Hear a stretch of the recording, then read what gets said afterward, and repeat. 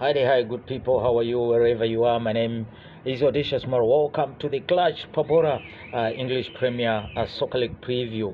We've been waiting for it, and it's coming home, baby. It's coming home. Thank you, guys. Those who have subscribed to this channel, please subscribe again to the channel. Tell a friend to tell a friend that this is the hottest space ever. Please like the video and share it with your friends. As I've said, it's a full program of the English Premier Soccer League starting tomorrow, and it's Manchester United who are starting the ball rolling at the Theatre of Dreams. That is Old Trafford. They're playing against the Fulham side, and if you still remember, Fulham are the side which beat Manchester United in an unforgettable season last season. And also we're looking at Manchester City. Are they going to win it for the fifth time in a row? Unprecedented, because they've won it 4 times. So can Pep Guardiola catapult Manchester City to win it 5 times in a row? Not to make it a Farmers League. Well, the program for the English Premier Soccer League is Manchester United opening it up with Fulham. Then there is Ipswich versus Liverpool, Arsenal versus Wolves, Everton versus Brighton and Hove, Newcastle versus Southampton, the Saints. There is Nottingham Forest playing against Bournemouth. Then West Ham playing against Aston Villa. So the matches are there on Saturday. Then on Sunday it is Brentford versus Crystal Palace. Then Chelsea, that is the peak of the weekend. Chelsea are playing against Manchester City. Then on Monday, the new guys are coming into the league, coming back after a season being relegated. That is Leicester City are playing against the North London guys. That is Tottenham Hotspur. Well. Looking at the teams in the English Premier Soccer League, so obviously it starts with Manchester City. They've been relentless. The pursuit for hunger for success is just something else, because Erling Haaland will be leading the line for the citizens. Now they've discovered some very good youngsters in Oscar Bob and James McAtee. So obviously it's going to be exciting. So we look forward for Manchester City. They are such a very good side, as you know. So it's a raw broadcast, because we are outside the house. It is sunny day here in Newlands, that is Cape Town. That's where we are broadcasting from. So Manchester City with Pep Guardiola, if they win it, it will be for the 5th time in a row. My goodness. And at times I've been asking myself, what makes Pep Guardiola so strong as a coach? But obviously they've got very good players, but I think it is Pep Guardiola whose influence on that team is something else. How does he keep those players on top of the game and on their toes? So Manchester City are the team to beat, and I don't believe that they are the team which is going to challenge for the league championship. And obviously the team which will be on their toes is Arsenal. Well, the Gunners of London, for the past 2 seasons, they've been pushing, and last season it was so near, yet so far. I think the arrival of Declan Rice at Arsenal has really pushed them nearer to Manchester City. And obviously I think you agree with me that if you want to win some big trophies, obviously you need to have very good defensive midfield, and also very good strikers, which Arsenal at times they don't have a reliable top goal scorer. If you look at Alan, Bukayo Saka has done so much, but he can't play all the games at the top level. Gab Martinelli playing on the left wing, he's not really been a player who we want to be. He's not that consistent, and there were times last season when he sat on the bench and Leandro Trossard was playing in front of him. Gabriel Jesus and Kai Havertz, very good players, but not reliable to give you about 15 to 20 goals. So they need a really good striker. But well, they have reinforced their defense. A young Italian defender from Bologna, that Riccardo Cagliafiori, joining the Gunners of London. So yes, don't write Arsenal off. As for me, I'm a United fan, but I'm thinking that Arsenal can be challenging for the league championship this time, and I like to believe, it will be boring to see Manchester City winning it for the 5th time in a row. Liverpool, it will be very impossible for Arne Slot, the Dutch mentor who was coaching Feyenoord, who is coming on to replace the departed Jurgen Klopp. It will be so funny and surreal to see that this coming season we'll be not seeing Jurgen Klopp on the dugout of Liverpool. Jurgen Klopp has been the manager of Liverpool for the past 9 years, and mean, what a manager he is. I don't love Liverpool, but everyone loves Klopp for what he has done for football, especially when he started at Mainz, going to Borussia Dortmund, and now at Liverpool. You can see the job which he has done. He plays this type of football which I call heavy rock metal. So I don't know how Liverpool are going to shape up, because I mean, he's so lucky also, Ancelotti, in the sense that he's inherited a very good outstanding side with a little bit of some shining young stars in Heavy Elliott, who I think will be so influential. But the dent in Liverpool this season is that they've been trying to fix the defensive midfield for quite a long time. You still remember when Fabinho left, they have not replaced him, and they tried to sign Lavia and Caicedo last season, but they couldn't get them. And this season, there's been reports that they have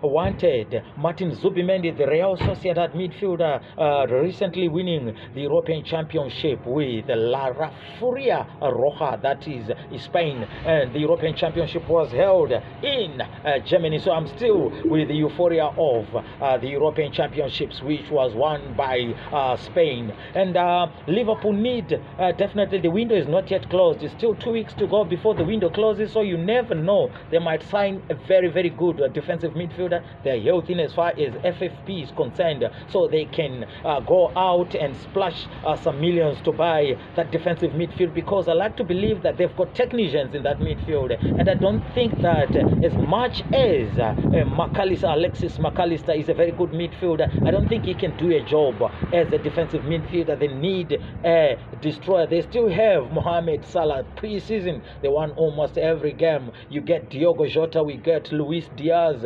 I mean, an array of talent. Virgil van Dijk, the best defender in the English Premier Soccer League, obviously will be marshalling that defense. Trent Alexander-Arnold, his stock is rising as one of the best right backs in world football. Aston Villa under Unai Emery, my goodness, they surprised a lot of people. They are in the Champions League, but Unai Emery is so experienced that I don't think they will struggle, but they've got so many matches. They need a bigger squad. Are they going to really compensate the season which they had last season, playing so well and qualifying for the Champions League? I mean, I feel very happy for Aston Villa fans in the UK, because their team is playing in the Champions League at the present moment. So it is good vibes in Midlands. They are such a very good side. Well, David Luiz is a really big miss, because he has transferred to Juventus. What a player he was in midfield. But you know, £50 million.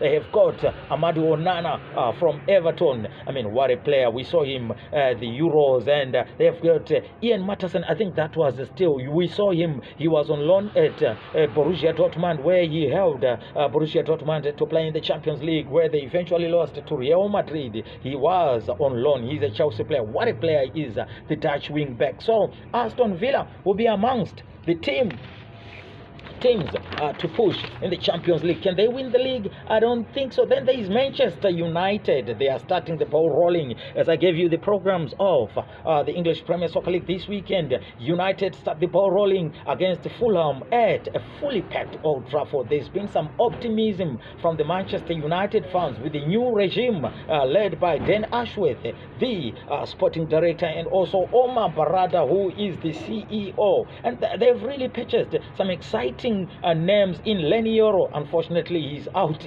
injured. That case of injuries in his second game against Arsenal in the preseason in America, he broke his metatarsal. We hear that he is going to be back in November. And Rasmus Højlund, the youngster from Norway, is also injured back in September. Joshua Zirkzee, we didn't see him playing in the Community Shield a week ago. So who is going to lead the line for Manchester United? They're likely to play with a false number 9, either Bruno Fernandes. Good news that he has signed a new contract at Manchester United, and there were fears that he was going to leave United, but those fears are quite. So United will be welcoming Joshua Zirkzee, Lenny Yoro, and well, the two boys who used to play under Erik ten Hag at Ajax. They are coming fire. Bayern Munich, that is the Moroccan left back. Is he left back or right back? That is Marowa, together with Matthias de Ligt. And so many people have been saying I mean, he's a washed-up player. I don't want to think so. He's still 25. He celebrated his 25th birthday. He captained Ajax at 19 years.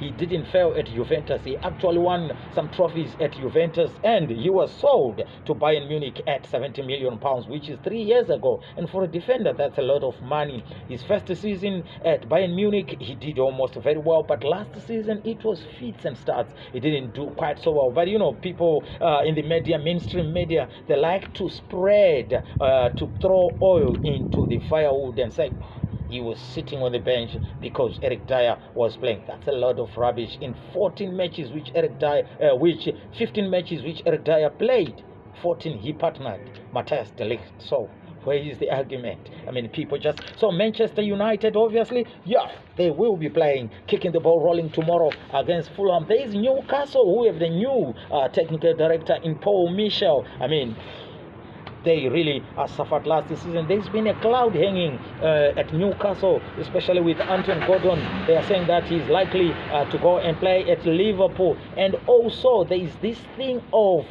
Eddie Howe being the England manager. So there's been this uncertainty. So, yeah, we'll see what happens at Newcastle. Then there is the likes of Tottenham Hotspurs, also did well under Ange Postecoglou. They are really a team to watch this season, but I don't think they'll be fighting to play in the Champions League. They've signed Dominic Solanke from Bournemouth, and there's teenage youngster Archie Gray, who came from Leeds, who has really been brilliant. Then let's talk about Chelsea, guys. Chelsea. Under Enzo Maresca, he has got to adhere to the whims of Todd Boehly, who has been really disruptive at Chelsea. It is very difficult to understand what is happening at Chelsea because another season, another coach. I mean, now Enzo Maresca will have to deal again with some really spoiled youngsters who, I mean, there's been some scattergun approach at Chelsea. You never know what is going to happen. To tell you the truth, that squad is bloated. I mean, there is confusion at Chelsea. On their day, they can beat anyone, but I don't know. I really don't know. You don't know what to expect from Chelsea, but I don't want to cause trouble to my Chelsea brothers. They love their team, but very difficult. And some people are saying that Enzo Maresca, is he going to last until December?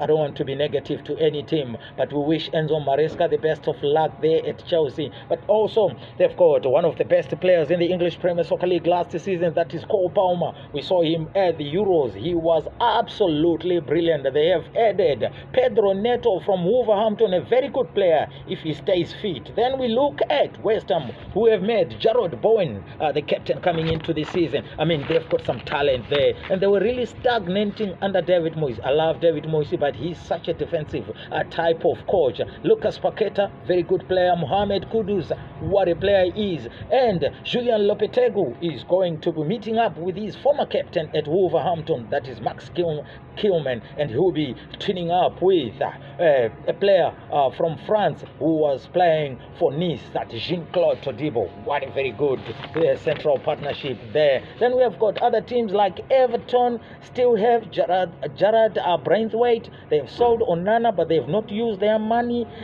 I'm not sure because the window will be ending in 2 weeks' time. Then Calvert-Lewin, he has to stay fit. Then there is Brighton with their new 31-year-old manager, that is Fabian Haseler. Well, Ivan Ferguson, yes, he had some injuries last season, so we expect him to kick on this season. There is Fulham, who are playing against United next on Friday tomorrow. Well, it's more than 24 hours, yeah. I mean, they have lost Mitrovic and Tosan Adebayo, who went to Chelsea, but they welcome Emil Smith-Rowe from Arsenal. That was a good steal. He's such a very good midfielder, and hopefully he'll settle in North London. Wolverhampton, Nottingham Forest, Brentford with Ivan Toney hovering in the background, wanting to leave.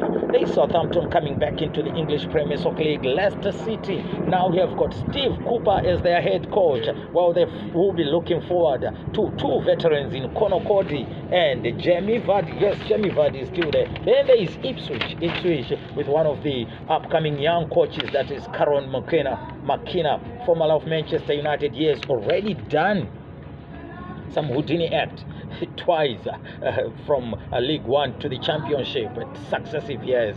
Can he succeed.